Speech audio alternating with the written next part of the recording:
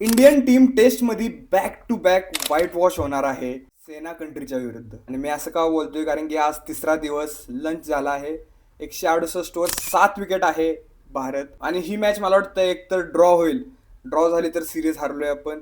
आणि जर मॅच हारलो तर व्हाईट वॉश होणार आहे. आणि ह्याचं सगळं ब्लेम आणि हेट आता भेटतोय गौतम गंभीरला की सिलेक्शन मध्ये चुकी झाले त्या हे झालंय. पण हाय, मी मानतोय की मी असं नाही की गंभीरला बॅक करतोय, पण कोलॅप्स जो झाला आपण ह्या इनिंग मध्ये, एक रेकॉर्ड दाखवतो तुम्हाला. मी क्रिक बजवर बघितला. हा रेकॉर्ड असा आहे की इंडियन टीम जेव्हा 90 रन केले आहेत त्याच्यानंतर सगळ्यात वर्स्ट कोलॅप्स कधी झालाय. त्यात तुम्ही वर्ष बघा रे, 1982, 1984, 1986, 1967. आणि लास्ट टाइम आपला होम सिरीज मध्ये जेव्हा कोलॅप्स झालेला 41 रन्सवर 6 विकेट घालवल्या होत्या, ते होता 1966 मध्ये. ह्यात ट्विस्ट असा आहे की 2000 नंतर तुम्ही बघू शकता फक्त एकच वर्ष आहे जी की आजच्या मॅच मध्ये झालं, आजच्या इनिंग मध्ये झालं. आपण 94 वर 1 विकेट होतो आणि 120 वर 7 विकेट झालं. म्हणजे आपण 26 रनावर 6 विकेट घालवल्या. आणि ह्या 25 वर्षात का झालं नाही सांगू काय? कारण की ह्या 25 वर्षात आपला मिडल ऑर्डर पहिला होता राहुल द्रविड, सचिन तेंडुलकर आणि सौरव गांगुली. परत यांचे रिप्लेसमेंट झाले चेतेश्वर पुजारा, विराट कोहली आणि अजिंक्य रहाणे. आणि आत्ता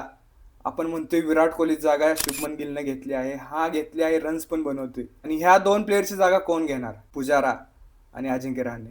कारण की तुम्ही जर बघितलं तर 3 नंबरला कधी वॉशिंग्टन सुंदर येतोय, ध्रुव जरेल येतोय, साई सुदर्शन येतोय, करुण नायर येतोय. कोणाची फिक्स जागा नाहीच. आणि 5 नंबरला रिषभ पंत आहे, पण अजिंक्य रहाणे सारखा प्लेअर पाहिजे आणि चेतेश्वर पुजारा सारखा दी वॉल एक पाहिजे.